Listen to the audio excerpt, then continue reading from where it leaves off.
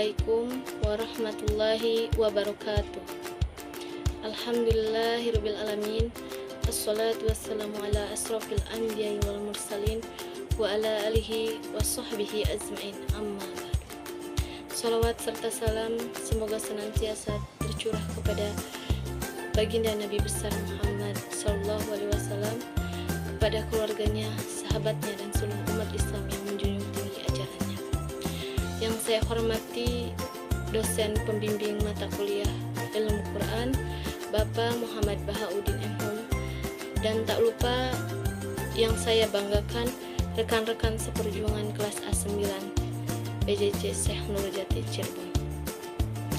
Perkenalkan, saya Sophie Bilaliah, perwakilan dari kelompok 10 yang akan menjadi moderator dalam diskusi hari ini. Adapun anggota dari kelompok ini selain saya ialah Ibu Sohibah Mazai Mubarakah, Ibu Nurul Faizah, dan Bapak M. Sahdar. Rahmat dan hidayah Allah Subhanahu wa taala sehingga kita dapat berkumpul di sini untuk membahas Aqsam Al-Qur'an. Mata kuliah ilmu Quran membuka pintu ke dalam kearifan dan keindahan wahyu Allah.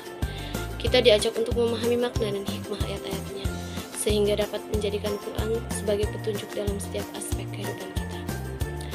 Dalam perjalanan pembelajaran ini, mari kita buka hati dan pikiran kita sepenuhnya. Jangan hanya sebatas mencerna kata-kata dan ayat-ayat, tetapi hayati maknanya dalam kehidupan sehari-hari. Quran adalah petunjuk hidup, sumber inspirasi dan pencerahan bagi kita semua.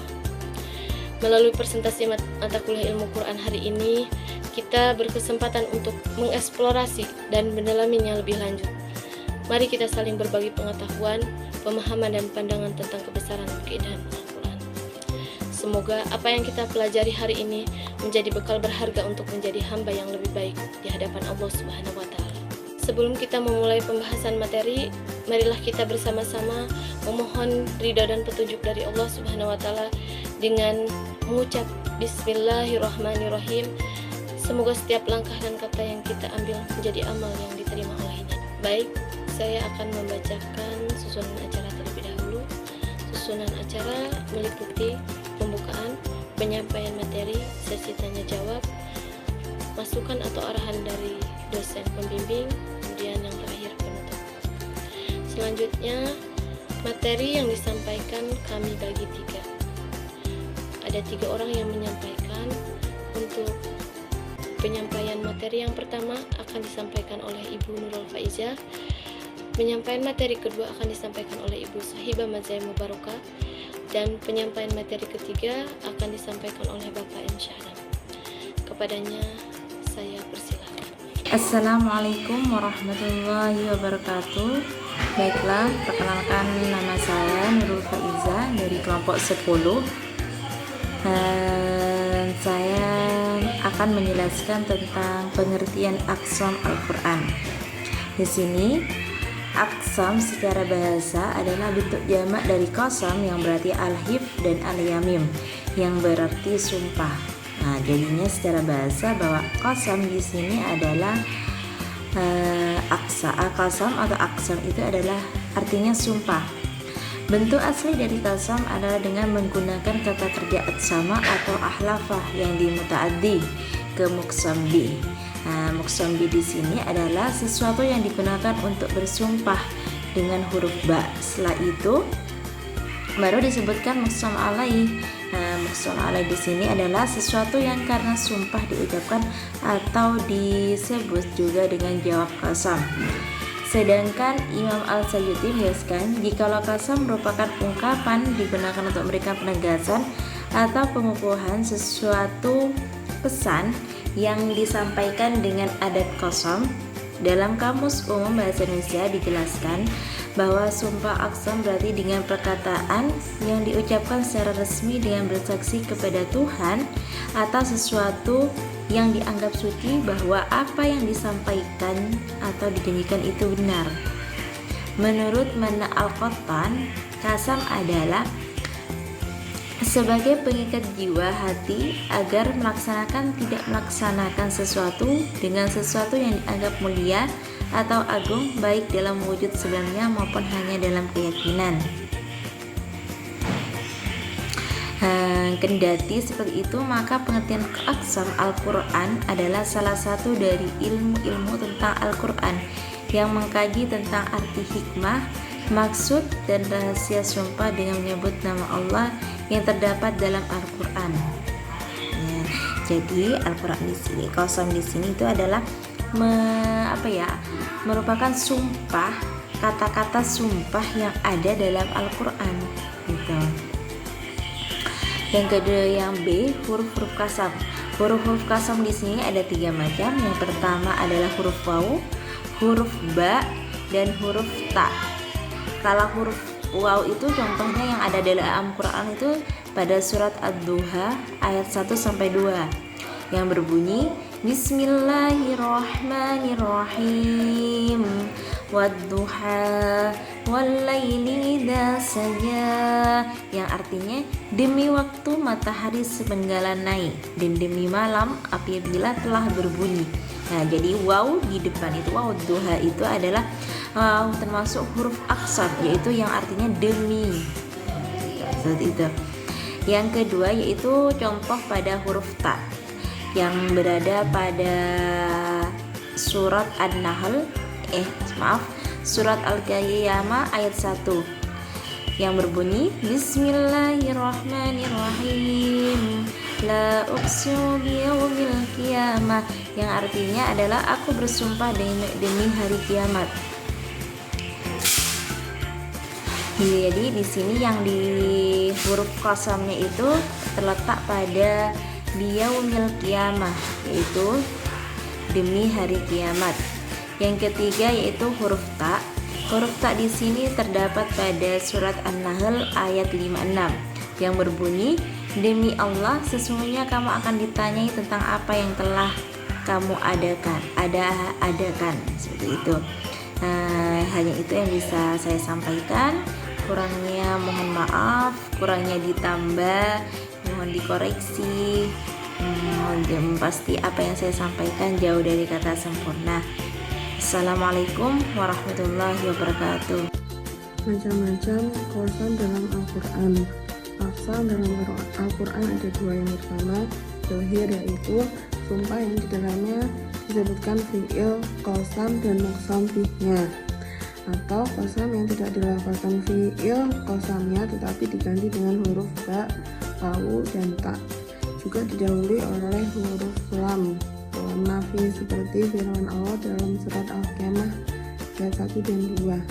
La uqsimu biyaumil qiyamah wa la uqsimu bin nafsil lawwamah, yang artinya aku bersumpah demi hari kiamat dan aku bersumpah dengan jiwa yang amat menyesali dirinya sendiri.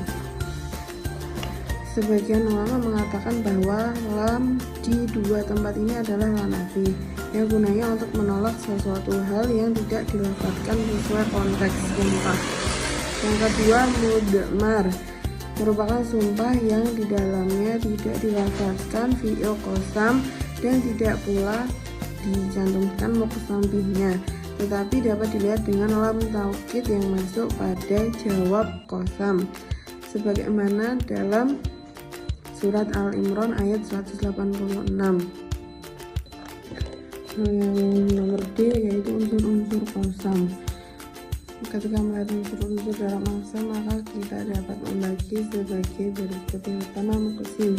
Muqsim adalah pelaku yang mengucapkan sumpah tersebut. Yang kedua adat qasam, merupakan sesuatu yang dipakai untuk bersumpah baik menggunakan fi'il qasam maupun seperti fi'il qasam seperti ba, waw, ta. Perangkat qasam baik yang berbentuk ahlifu ataupun uqsimu harus disertai dengan huruf ba seperti yang dijelaskan pada surat An-Nahl. Faqsamu billahi jahda aimanihim. Yang nomor 3 muqsam bih merupakan hal yang digunakan untuk sumpah agar apa yang disampaikan lebih kuat. Aqsam dalam Al-Quran biasanya menggunakan nama Allah dan bisa juga dengan memakai nama ciptaannya. Muslim dilarang bersumpah dengan menyebut nama selain Allah seperti sabda Rasulullah yang berarti barang siapa bersumpah dengan selain Allah maka dia telah kafir atau berbuat syirik. Kemudian yang keempat, jawab qasam merupakan isi atau konten yang dilakukan dalam sumpah atau sesuatu yang disumpahkan yang berfungsi sebagai jawaban dari qasam. Sebagaimana contohnya firman Allah surat Yasin ayat 1-3, Yasin wal Qur'anil Hakim innaka laminal mursalin. Artinya Yasin demi Al-Quran yang penuh hikmah, sungguhnya kamu salah seorang dari Rasul-Rasul. Assalamualaikum warahmatullahi wabarakatuh. Alhamdulillahirabbil alamin. Allahumma sholli ala sayyidina Muhammad wa ala ali sayyidina Muhammad. Baik, saya M. Syahdam akan melanjutkan penjelasan mengenai fungsi dan urgensi dari aqsam Al-Quran serta hikmah dari mempelajari aqsam Al-Quran. Baik, yang pertama mengenai fungsi dan urgensi aqsam Al-Quran memiliki fungsi yang pertama yaitu taukid. Maksudnya ialah suatu bentuk pertegasan untuk memperkuat kebenaran dari apa yang sudah dipahami. Dengan menggunakan aqsam, Al-Quran ingin memastikan bahwa pesan-pesan yang disampaikan kepada manusia memiliki kebenaran yang kuat. Kemudian fungsi yang kedua ialah respon terhadap kepentingan manusia.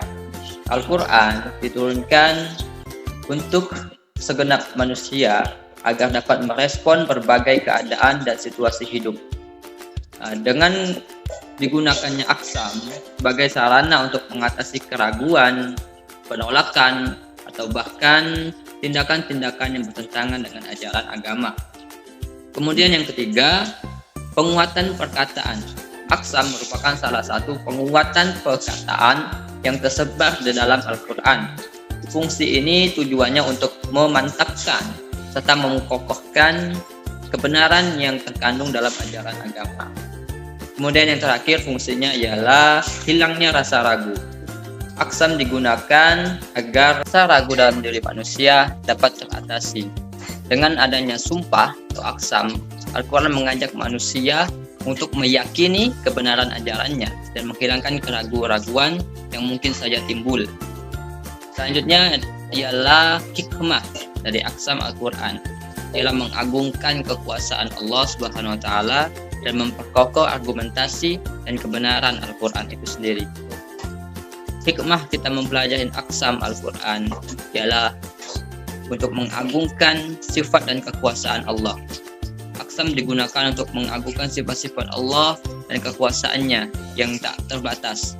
Melalui sumpah atau aqsam, manusia diingatkan akan kebesaran Allah Subhanahu wa taala dan keagungannya.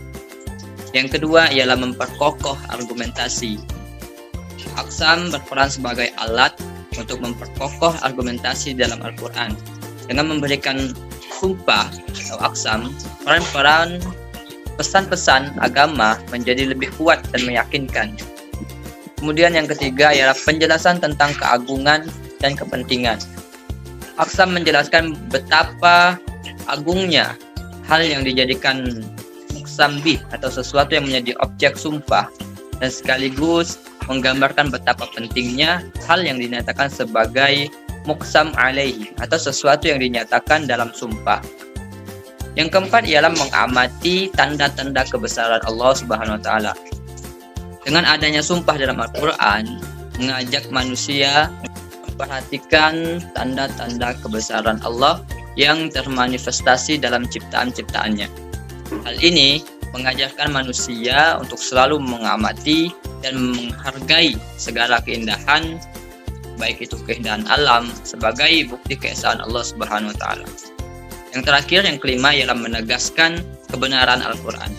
Aqsam digunakan untuk menegaskan kebenaran Al-Quran. Dengan adanya sumpah dalam Al-Quran, Al-Quran itu menyatakan bahwa ajaran-ajaran yang disampaikan adalah kebenaran yang harus diterima dan dijalankan. Baik, sekian. Mohon maaf segala kekurangan. Assalamualaikum warahmatullahi wabarakatuh. Terima kasih kepada rekan-rekan kelompok 10 yang telah menyampaikan materinya. Dari materi yang disampaikan tadi, dapat saya simpulkan bahwa makalah ini menyajikan pemahaman tentang qasam atau sumpah dalam Al-Quran. Dalam pembahasannya dijelaskan bahwa qasam digunakan sebagai alat untuk memperkokoh kebenaran ajaran agama, mengagungkan sifat dan kekuasaan Allah, serta memperjelas keagungan dan pentingnya hal-hal yang disumpah. Selain itu, Qassam berfungsi sebagai penguat argumentasi, mengajak manusia untuk mengamati tanda-tanda kebesaran Allah dan menegaskan kebenaran Al-Quran.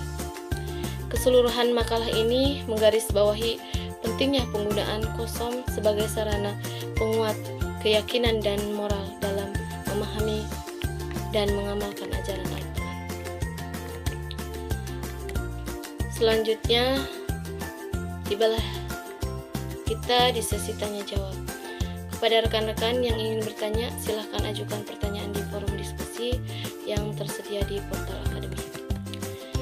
Demikian presentasi dari kelompok 10. Mari kita ucapkan Alhamdulillahirabbil alamin. Saya sebagai moderator pamit undur diri. Mohon maaf atas kekurangannya dan terima kasih atas perhatiannya. Wabillahi taufiq wal hidayah. Wassalamualaikum warahmatullahi wabarakatuh.